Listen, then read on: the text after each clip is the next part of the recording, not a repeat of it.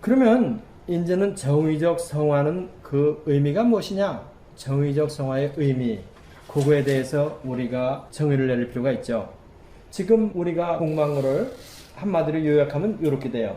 정의적 성화의 의미, 정의라는 건 뭐냐면은 예수님 안에 있는 자들은 옛사람이 죄와 율법에 대하여 죽어서 새 사람은 죄와 율법이 다시는 지배할 수 없다는 의미예요. 정의적 성화라는 것은 무엇이냐? 죄와 율법에 대하여 우리의 옛사람이 죽었기 때문에 이제는 죄와 율법이 다시는 우리 안에 있는 새 사람을 지배할 수 없다는 겁니다. 이것을 그냥 하나님께서 예수님의 몸 안에서 다 이루어 놓으신 거야. 다 같이 로마서 6장 14절 한 목소리로 죄가 너희를 주관치 못하리니 이는 너희가 법 아래 있지 아니하고 은혜 아래 있음이니라. 바로 이 로마서 6장 14절이 정의적 성화를 아주 짧게 줄여서 한마디로 얘기해 주는 거야. 죄가 이제는 너희를 주관치 못한다. 죄가 너희를 지배치 못한다는 거야. 이제는 왜? 너희가 법 아래 있지 아니하고 율법 아래 있지 아니하고 은혜 아래 있음이라. 예수님의 은혜 아래 있기 때문에 이제는 죄와 율법이 너희를 주관하지 못한다 이겁니다. 바로 그게 정의적 성화야. 죄와 율법이 이제는 우리를 주관하지 못해요. 그런데 여기서도 한 가지 중요한 거를 우리가 개념적으로 확실하게 알고 가셔야 될 게 있어. 죄가 죽은 것이 아니에요. 누가 죽었어요? 예수님이, 또 내가, 또 깊이 예수님이, 내가 또 그다음 십자가에서 또 마지막 그 말이면 있죠. 그 옛사람. 죄가 죽은 게 아니고 죄에 대하여 우리 옛사람이 예수님과 함께 죽은 거예요. 그러니까 죄는 뭐야? 있는 거야 그대로. 그런데 죄하고 친구지간으로 절친한 연인처럼 지내던 누가 죽었어? 옛사람이 죽은 거예요. 그러니까 죄가 지배를 못하는 거야. 친구가 죽었는데, 그리고 이 안에는 새로운 새 사람이 들어와 있는데, 그렇게 됐다는 거예요. 지금 사도 바울이 얘기하는 게 절대로 죄가 죽었다는 게 아니야. 죄는 그대로 있어. 죄에 대해서 누가 죽었어? 내 안에 옛사람이 죽었다는 거야. 그러니까 죄하고 절친하게 친하게 지내는 친구가 죽었으니까 이제는 죄는 우리하고 관계가 없어. 이렇게 됐다는 겁니다. 잘 이해가 되시죠? 죄는 우는 사자처럼 으르렁 대도 이제는 뭐야? 이빨 빠진 사자예요. 죄는 그리스도 안에 있는 사람들에게 있어서는 이빨 빠진 사자지만은 그건 있으나마나 뭐 종이 호랑이 되는 거야. 그래서 완전 성화를 주장하는 사람은 죄가 죽은 것으로 오해하고, sinless를 주장하는 사람들은 sinless sanctification이 옳다고 주장하는 사람들은 뭐를 착각하고 있느냐면 그 사람들은 죄가 죽은 것으로 착각을 하는 거야. 우리 안에서 죄가 죽은 거로. 또 그 반대편에 있는 사람은 죄가 또 죽지 않았다는 이것만 자꾸 강조해가지고 예수님의 구속사역을 무릎만들어 버려요. 또 그 사람들은. 그렇지만 우리가 믿는 것은, 여러분과 내가 믿는 것은 죄에 대해서 옛사람이 죽어서 새 사람으로 사는 우리에게는 죄는 이빨 빠진 사자다. 이거는 확실해. 뭐 논쟁이고 따질 것도 없어. 그렇죠? 죄에 대해서 우리 옛사람이 죽었기 때문에 이제는 죄는 우리한테 뭐를 잊어버렸어? 그 지배권을 잊어버린 거야.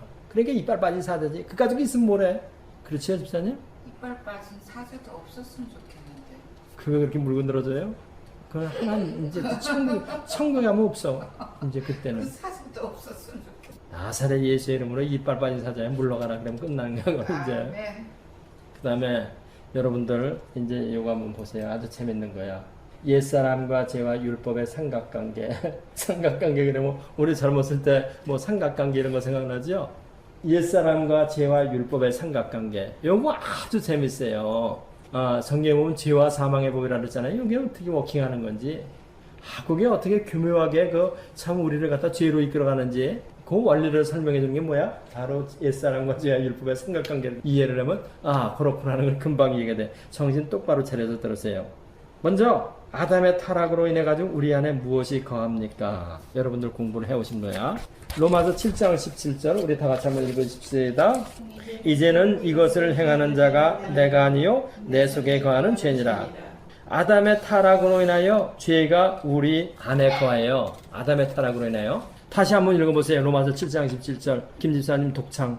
이제는 이것을 행하는 자가 내가 아니요 내 속에 거하는 죄니라. 아멘. 우선 여기서 내 속에 죄가 거하고 있다. 요거 하나 머릿속에 넣어놓으세요. 그 다음에 두 번째로 바울 사도는 율법을 무엇이라고 얘기하는지, 율법의 성질은 어떤 것이다 하고 얘기하는 것인지 로마서 7장 12절 우리 다 같이 한번 읽어보십시다. 다 같이 한 목소리로 이러보건대 율법도 거룩하며 계명도 거룩하며 의로우며 선하도다. 여기서 율법은 성질이 어떻다고 그래요? 거룩하고 흠이 없다, 선하도다, 의롭다 이렇게 얘기를 하는 거야. 그런데 하나님의 주신 율법은 하나님이 거룩하신 분이기 때문에 거룩하며 의로우며 선한 거야. 그런데 문제는 그럼 뭐냐? 삼각관계라는 걸 지금 뭘 설명하려고 그러냐? 우리가 이제 옛사람이 우리 안에 있다는 것을 알아야 돼요. 아까 여기 보세요. 죄가 우리 안에 거한다고 그랬고 율법은 거룩하며 선한다고 그랬는데 이 죄라는 놈이 문제를 일으키는데 어떻게 문제를 일으키냐면은 옛사람 안에서 문제를 일으켜요. 근데 옛사람 안에서 어떻게 문제를 일으키고 있냐? 로마서 7장 5절 우리 읽어보십시다. 우리가 육신에 있을 때에는 율법으로 말미암는 죄의 정욕이 우리 지체 중에 역사하여 우리로 사망을 위하여 열매를 맺게 하였더니 우리가 육신에 있을 때는 율법으로 말미암는 죄의 정욕이 우리로 하여금 사망으로 열매를 맺게 하고 있다. 이 이야기는 무엇이냐면은 율법은 거룩하고 선한데 요 죄라는 놈이 우리 타락한 옛사람을 이용해 가지고 죄의 정욕을 일으킨다는 거예요. 아주 교묘한 놈이죠. 아시겠어요? 로마서 7장 7절로 8절에 사도 바울이 아주 잘 설명하고 있어. 성경을 펴보세요. 로마서 7장 7절로 8절. 다 같이 한 목소리 읽어보십시다. 그런즉 우리가 무슨 말하리요? 율법이 죄냐? 그럴 수 없느니라. 그러나 죄가 기회를 타서 계명으로 말미암아 내 속에서 각양 탐심을 이루었나니 이는 법이 없으면 죄가 죽은 것임이라다. 요 말이 무슨 말이냐면은 율법은 선하고 좋은 것인데 이 죄라는 놈이 율법을 이용해가지고 우리한테서 죄에 대한 정욕을 자꾸 일으킨다는 거야. 무슨 얘기냐? 율법이 너 탐심을 가지지 말아라 하니까 이상하게 탐심이 저 생기는 거예요. 왜? 죄가 우리 옛사람을 이용해가지고 죄의 정욕을 더 크게 일으키고 있다. 요거를 설명하고 있는 거예요. 아주 교묘한 놈이죠. 율법에 탐심을 갖지 말아라니까 더 탐심이 생겨. 그거를 사도 바울이 어떻게 설명하고 있는 거냐면은 죄가 우리 옛사람을 이용해가지고 죄의 정욕을 더 크게 일으키고 있다. 설명하고 있는 거예요. 아주 교묘한 놈이죠. 하나님의 율법은 선하고 좋은 것임에도 불구하고 요 죄라는 놈이 기회를 타가지고 우리 가운데서 각양 탐심을 더 자꾸 일어나게 만드는 거야. 그러니까 말라니까 더 하고 싶어. 그렇죠. 김지사님 잘 이해하는구나. 하지 말라니까 더 하고 싶어. 하던 일도 멍석 깔아놓고 하라면 그 다음부터 괜히 하기 싫어져. 그 다음에 또 뭐 있는 줄 알아요? 남의 밥은 더 많이 있는 것 같이 보여. 이상하게. 남의들은 더 푸르러 보인다 그러잖아. 뭐 때문에 그래? 우리 마음속이 탐심 때문에, 타락한 옛사람 때문에. 요 타락한 옛사람을 이용해가지고 죄가 우리 마음속에서 자꾸 탐심을 일으키는 거예요. 그 다음에 율법은 왜 예수님 안에서 같이 죽어야 되냐면은 우리 옛사람이 그렇게 죄를 짓게 만들어 놓고 죄는 또다시 무슨 일을 하냐면은 하나님한테 송사를 하는 거예요. 하나님한테 송사를 해. 제 율법을 범했으니 죽어야 마땅합니다. 죄는 율법을 이용해서 우리로 하여금 죄를 짓게 만들어 놓고 그 다음에 죄를 짓고 나면 그 율법을 가지고 우리를 하나님한테 송사를 해가지고 우리로 하여금 무슨 일이 생기게? 사망으로 가게 한다는 거예요. 그래서 로마서 7장 10절 여러분들 공부한 거 있을 거예요. 로마서 7장 10절 다 같이 한 목소리로 생명에 이르게 할 그 계명이 내게 대하여 도리어 사망에 이르게 하는 것이 되었도다. 이게 바로 죄와 율법과 옛사람의 삼각관계예요. 요 안에서 우리가 죄 짓고 다 하는 거야. 바로 원리가 그거라는 거야. 그렇기 때문에 죄와 율법과 옛사람이 있는 곳에는 언제나 무엇이 따라와요? 사망이 따라오는 거예요. 그러니까 모세 율법이 죽게 하는 돌판에 쓴 계명의 율법이라 그랬잖아. 의문의 법이라고. 죄와 율법과 옛사람이 있는 곳에는 언제나 사망의 꼬리표가 딸려다니기 때문에 이 삼각관계를 죄와 사망의 법이다 이렇게 말하는 겁니다. 그런데 로마서 8장 1절에서는 뭐라고 얘기를 해요? 그런즉 예수 그리스도 안에 있는 자들에게는 결코 정죄함이 없나니 이는 예수 그리스도 안에 있는 생명의 성령의 법이 죄와 사망의 법에서 너를 해방하였음이라 이렇게 얘기한단 말이야. 바로 죄와 사망의 법, 죄와 율법과 옛사람의 이 사망의 법에서 생명의 성령의 법이 우리를 해방시켰다는 거야. 그 생명의 법은 우리한테 어떻게 워킹을 하고 있냐, 어떠한 시스템을 가지고 있냐, 요거를 이제 공부를 하죠. 할렐루야! 우리 주님 해놓으신 게 너무나 멋있죠? 사도 바울이 굉장히 두뇌가 조직적인 사람이에요. 아주 논리적으로 잘 설명하고 있죠. 정의적 성화의 과정부터 공부를 하겠습니다. 정의적 성화를 이해하기 위해 필요한 세 과정은 무엇입니까? 거기 그렇게 물어봤죠? 거기 누가 한번 대답해 보실래요? 정의적 성화를 이해하기 위해 필요한 세 과정이 있어요. 알아야 된다. 그 다음에 두 번째로 여기는 과정이 있고, 세 번째는 헌신의 과정이 있습니다. 그것이 정의적 성화를 이해하는 데 필요한 세 과정이에요. 먼저 제가 정의적 성화의 과정의 그 개요를 잠깐 설명해 드릴게요. 우리가 죄의 지배에서 해방되기 위해서 필요한 것은 먼저 무엇이냐면은 죄의 노예가 되어서 죄를 자꾸 범하도록 만드는 옛사람이 죄에 대하여 죽는 것이에요. 술을 이 세상에서 없애버리기 위해서는 아무리 술병을 깨뜨려도 술가게를 강제로 닫아도 안 되죠. 술을 근원적으로 없애기 위해서는 무엇이 필요하냐? 술 공장을 없애버려야 된다는 얘기입니다. 그런데 우리의 옛사람은 죄를 생산해내는 죄 공장이에요. 그렇기 때문에 죄에서의 해방을 위해서는 죄 공장인 옛사람이 죽어야 된다는 거예요. 그런데 우리 하나님께서는 옛사람의 사형틀로서 무엇을 준비해 주셨냐면은 예수님의 십자가를 예배해 놓으셨다는 거예요. 우리의 죄 사함을 위해서는 예수님의 피를 예배해 놓으셨지만은 우리의 옛사람을 위해서는 무엇을 예배해 놓으셨느냐? 십자가를 예배해 놓으셨다는 거예요. 예수님의 십자가에서 우리 옛사람이 죽었다고 하나님이 선언해 주시는 거예요. 예수님의 십자가에서 죄의 노예가 되어 자꾸 죄를 짓게 되는 그 옛사람이 예수님의 십자가에서 처리가 되는 거예요. 여러분들이 이거를 잘 이해하고 계세요. 이것을 바로 우리가 정의적 성화라고 부르는 겁니다. 예수님의 십자가에서 우리의 옛사람이 처리된다. 중요한 것은 여기서 무엇이냐면은 하나님께서는 죄가 죽었다고 선언하시는 것이 아님을 아는 것이 필요해요. 옛사람이 죽었다고 하는 거예요. 옛사람이 죽으면 죄는 이빨 빠진 호랑이가 된다고 말씀드렸죠, 지난주에. 하나님의 경륜 가운데서 죄의 두목인 사탄이 완전히 제거되는 것은 언제예요?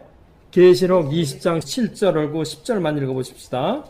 천년이 참에 사단이 그 옥에서 놓여 또 저희를 미혹하는 마귀가 불과 유황못에 던지우니 거기는 그 짐승과 거짓 선지자도 있어 세세토록 밤낮 괴로움을 받으리라. 여기서 사단이 천년왕국 위에 잠시 동안 나왔다가 다시 불과 유황못에 던져지는 거예요. 그래가지고 거기에 갇혀져 버려요. 그 다음에 이제 이 영혼이 못 나와요. 아시겠어요? 하나님의 경륜 가운데 사탄이 제거되는 것은 언제냐면 천년왕국 후에 그런 일이 있어요. 그런데 왜 하나님께서 사탄을 그때야 치워버리냐 하는 이 말이에요. 왜 하나님께서 그때야 치워버리냐는 거야. 우리 생각 같았으면 그 이빨 빠진 사자도 없었으면 좋겠다고 김정일 사님이 그랬거든. 아예 빨리 없어져 버리면 얼마나 좋아. 근데 그때까지 하나님이 두신단 말이에요. 뭐 때문에 그러냐? 그때까지 하나님은 사탄을 무엇으로 써요? 알곡과 가라지를 골라내는 도구로서 사용하는 거야. 이것이 바로 하나님의 놀라운 지혜에 들어가는 부분이죠. 이해가 잘 돼요? 하나님께서 이빨 빠진 그 사자라도 빨리 우리 있을 때 없애버렸으면 우리 신앙생활 하는데 참 편할 것 같잖아요. 그죠? 그런데 하나님이 지금 제거를 안 하시고 그때 가서 제거하시겠다는 이유는 뭐냐면은 사탄이 입숨으로 말미암아 신앙에 있어서 알곡과 가라지가 구별이 돼요. 가라지는 뭐야? 사탄이 여기서 한번 유혹하면 이거 쓰고 따라가야지.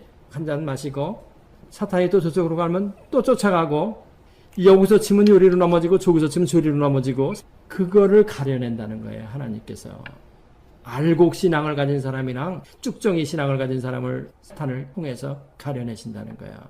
확실하게 알곡이 누구고 쭉정이가 누구가 다 가려내가지고 알곡은 보내고 쭉정이는 들어가는 거야. 이제 불과 영못에 그냥. 하나님께서 그때까지 죄는 그냥 놔두는 거야. 사탄은 그냥 놔두는 거예요. 우리 하나님의 그 놀라운 경륜이고 지혜예요, 이게. 다음은 이제 정의적 성화의 과정에 대해서 설명을 해드리겠습니다. 정의적 성화의 과정의 첫 번째 필요한 것이 무엇이냐면은 아는 것이 필요하다는 거야. 아는 거. 우리가 알아야 된다는 거야. 로마서 6장 3절, 6장 6절, 6장 9절 이렇게 있죠. 우리 그 6장 3절부터 차례로 한번 같이 읽어보십시다. 한 목소리로 무릇 그리스도 예수와 합하여 세례를 받은 우리는 그의 죽으심과 합하여 세례 받은 줄을 알지 못하느뇨. 여기서 알지 못하느뇨. 사도 바울이 이렇게 물어보고 있어요. 6장 6절에서 또 우리가 알거니와 우리 옛사람이 예수와 함께 십자가에 못 박힌 것은 죄의 몸이 멸하여 다시는 우리가 죄에게 종노릇하지 아니하려 함이니 여기서도 우리가 알거니와 사도 바울이 이 알아야 된다는 거를 그 어떤 사실들 팩트를 알아야 된다는 것을 지금 말하고 있는 거예요. 9절 이는 그리스도께서 죽은 자 가운데서 사셨음에 다시 죽지 아니하시고 사망이 다시 그를 주장하지 못할 줄 알미라. 여기서도 알아야 된다. 사도 바울이 요거를 얘기하고 있어요. 그죠? 알아야 된다는 거야. 지금 여러분과 내가 처해 있는 그 위치가 어디 있는지 어떠한 지위에 있는지 그거를 여러분과 내가 알아야 된다는 거야. 먼저는 아시겠어요? 그러면 알에 있어서 중요한 세 가지는 무엇이냐? 요거를 우리가 공부를 해야 돼요. 첫째로 우리가 알아야 될 것은 무엇이냐면은 우리는 예수 안에 있다는 것을 알아야 돼요. 우리는 예수 안에 있다. 우리는 예수님 안에 있다. 이것을 알아내는 거야. 타락한 사람은 누구 안에 있다 그랬어요? 아담 안에 있죠. 중생한 사람은 누구 안에 있어요? 예수님 안에 있어요. 예수님을 믿고 중생한 사람은 이미 예수님 안에 하나님께서 넣어 놓으셨기 때문에 예수님 안에 들어가려고 노력할 필요가 없어요. 예수님을 믿고 중생한 사람은 영적으로 보면은 예수님 안에 있는 거야 벌써. 마치 이것은 뭐야? 방 안에 있는 사람은 자꾸 방 안에 들어가려고 그럴 필요가 없죠. 이와 마찬가지로 예수님을 믿고 중생한 사람은 예수님 안에 있어 벌써. 그러니까 여러분과 나는 예수님 안에 있다. 이거를 알아내는 거야. 그 예수님 안에 있다는 것을 알아야 우리가 예수님과 함께 죽었다는 것을 알게 되니까. 그렇죠? 로마서 6장 3절 우리 조금 아까 읽은 거 다시 한번 읽어보십시다. 무릇 그리스도 예수와 합하여 세례를 받은 우리는 그의 죽으심과 합하여 세례 받은 줄을 알지 못하느냐. 예수 그리스도의 죽으심과 합하여 우리가 같이 죽었다는 거야. 그래서 우리에게 있어서는 무엇을 아는 것이 필요해요? 예수 안에 있다는 것을 우리가 알아야 된다는 거야. 그거를 알아야 우리가 예수님과 함께 죽었다는 것을 알게 되니까. 그렇죠? 로마서 6장 6절 또 한번 다시 한번 우리가 같이 우리가 알거니와 우리 옛사람이 예수와 함께 십자가에 못 박힌 것은 죄의 몸이 멸하여 다시는 우리가 죄에게 종노릇하지 아니하려 함이니. 여기서도 뭐를 알기를 사도 바울이 원하냐면 우리 옛사람이 예수와 함께 십자가에 못 박힌 것, 예수님과 함께 예수님 안에서 그거를 알아야 우리가 예수님과 함께 죽었다는 것을 알게 되니까. 그러니까 알아야 된다는 거야, 요거를. 그 다음에 둘째로 알아야 될 것은 무엇이냐면은 우리의 옛사람이 십자가에 못 박혔다는 것을 알아야 된다는 거야, 이제는. 사도 바울이. 여기서 중요한 것은 뭐냐면은 이것은 미래에 될 일이 아니고 이미 과거에 일어난 사실이라는 거예요. 아시겠어요? 사도 바울이 여기서 강조해서 말하고 싶어 하는 건 뭐냐면은 우리의 옛사람이 그리스도 예수와 함께 십자가에 못 박힌 것은 언제 있는 일이냐? 과거에 있었다는 거야. 우리들이 생각하기에는 우리 옛사람이 예수 그리스도와 함께 십자가에 못 박힐 것은 아니면 지금 못 박히고 있는 것은 이렇게 이해를 하고 있지만은 사도 바울은 그게 아니라 과거에 십자가에 못 박힌 것은 하면서 과거 시제를 사용하고 있어요. 우리의 옛사람은 이미 십자가에서 죽었다는 겁니다. 그러니까 우리가 예수 그리스도를 믿고 중생할 때 하나님께서는 우리를 어떻게 보시냐면은 우리의 옛사람이 2000년 전에 예수님과 함께 죽은 거로 그냥 봐주신다는 거야. 그거를 우리가 알아야 되는 거예요. 그거를 알려는 거야. 여러분들이 생각하기에 이렇게 생각할 수 있죠. 나는 지금 그대로 있어요. 내가 입던 옷도 그대로 입고 이름도 내 이름 그대로인데 어떻게 내가 옛날에 옛사람이 죽었다고 생각할 수 있겠습니까? 이렇게 생각할 수도 있죠. 그죠? 여러분들은 그 면에 대해서 이제는 이렇게 정돈을 해버리세요. 이것은 북한에서 남한으로 탈출한 사람이 남한에 와 있는데 아직도 자기 자신은 북한에 있는 것처럼 그 환영에 환각에 시달리고 있는 거나 똑같아요. 하나님이 죽었다. 옛사람은 죽었다. 그럼 죽은 거예요. 우리는 그걸 믿으면 돼요. 하나님이 옛사람은 죽었고 새사람이다. 그러면 우리는 새사람 된 것으로 믿으면 된다는 거예요. 그렇죠? 이북에서 내려와 가지고 지금 자유대안의 품에 안겼는데도 어떤 사람은 이북에 있었을 때 그때 생각, 습관 이거 가지고 그대로 살아가는 사람들 있을 거라고. 그 사람들은 불행한 거죠. 한마디로. 마찬가지로 하나님께서 옛사람은 과거에 죽었다 이렇게 말씀을 해주시는데 안 죽었거들랑요. 안 죽었어요. 나 그대로 있어요. 이러면서 그대로 사는 사람은 고생문이 훤히 열렸다는 거죠. 그죠? 그 다음에 우리가 알매 있어서 또 하나 중요한 것은 뭘 알아야 되냐면은 이거예요. 죄가 우리를 주장하지 못한다는 것을 우리가 알아야 돼요. 예? 죄가 우리를 주장하지 못한다. 로마서 6장 9절을 우리 다시 한번 읽어보십시다. 이는 그리스도께서 죽은 자 가운데서 사셨음에 다시 죽지 아니하시고 사망이 다시 그를 주장하지 못할 줄 알미라. 그리스도께서 죽은 자 가운데서 다시 살아났기 때문에 이제는 다시 죽지 않아. 이제는 사망이 앞으로 그를 전혀 주장하지 못해. 그거를 우리는 알고 있잖아요. 마찬가지로 우리도 예수 그리스도 안에서 다시 산 자들이기 때문에 사망이 우리의 새 사람을, 우리의 속 사람을 다시는 주장하지 못할 거를 우리가 안다 이겁니다. 아멘. 압시다 확실하게. 아멘. 오늘부터 예? 오늘부터 확실하게 합시다. 아멘. 그 세 가지. 다음은 여겨라 이겁니다. 여겨라. 로마서 6장 10절 우리 다 같이 한 목소리로 시작.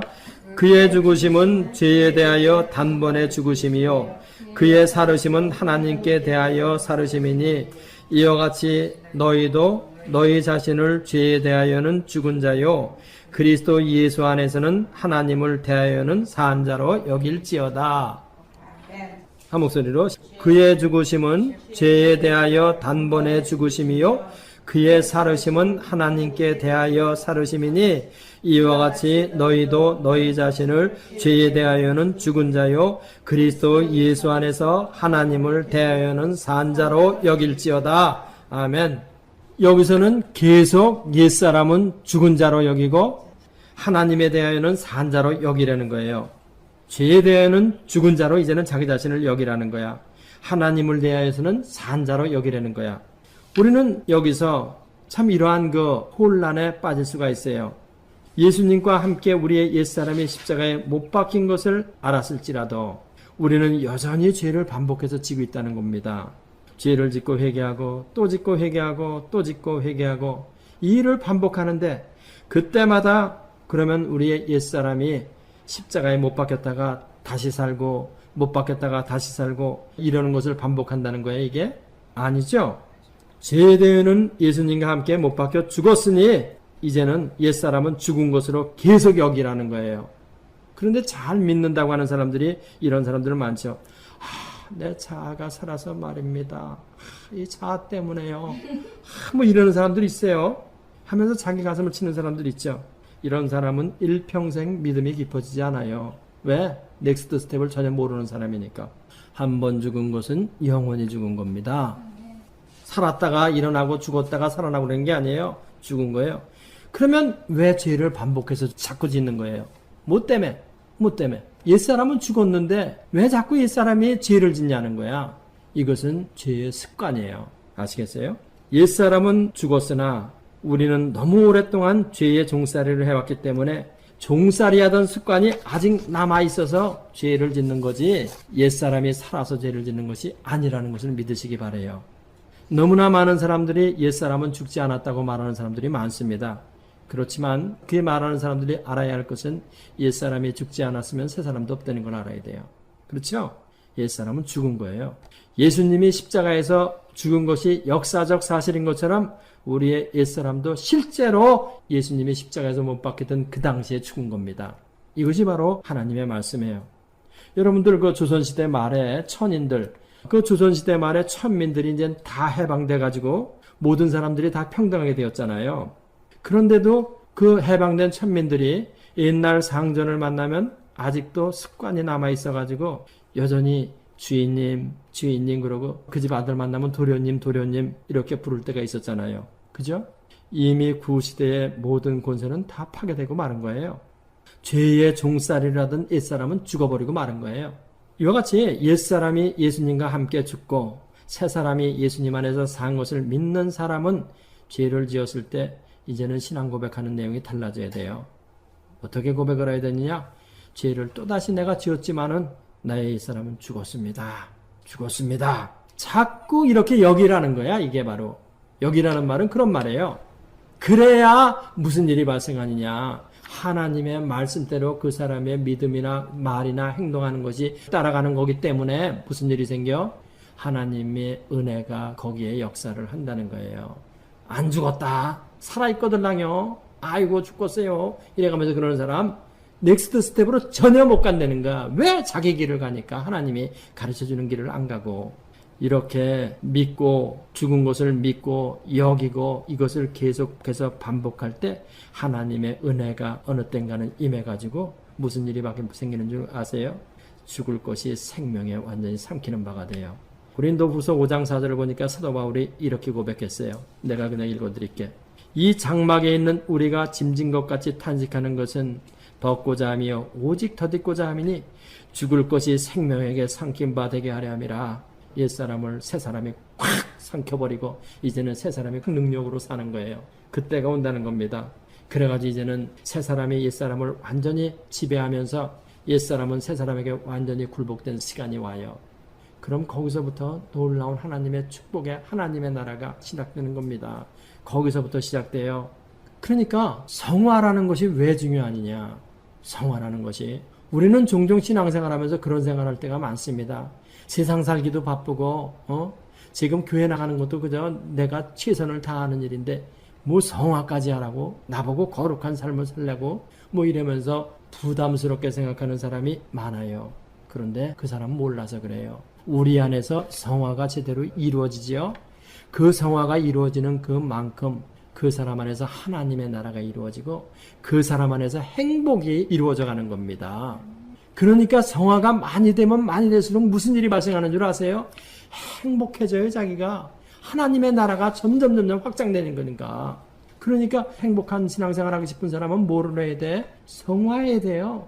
날마다 자기 예수님을 따라서 변화시켜봐요. 자기 자신을 날마다 극복해봐요. 그 극복하는 양을 따라서 얼마나 마음이 행복해지는데 기쁨이 오는데 신앙생활의 즐거움이 거기 있는데 이걸 모르니까 사람들이 어떻게 낸도요 낸도 나 이게 좋아요 하면서 이렇게 신앙생활하는 거야. 불쌍한 거죠 한마디로.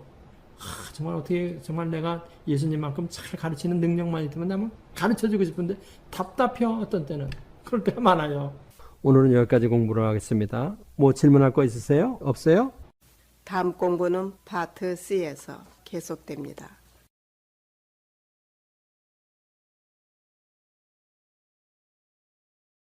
이 성경 공부를 하신 분은 곧바로 라이크 버튼을 눌러주세요. 여러분의 수고가 하나님 나라 확장에 큰 도움이 됩니다.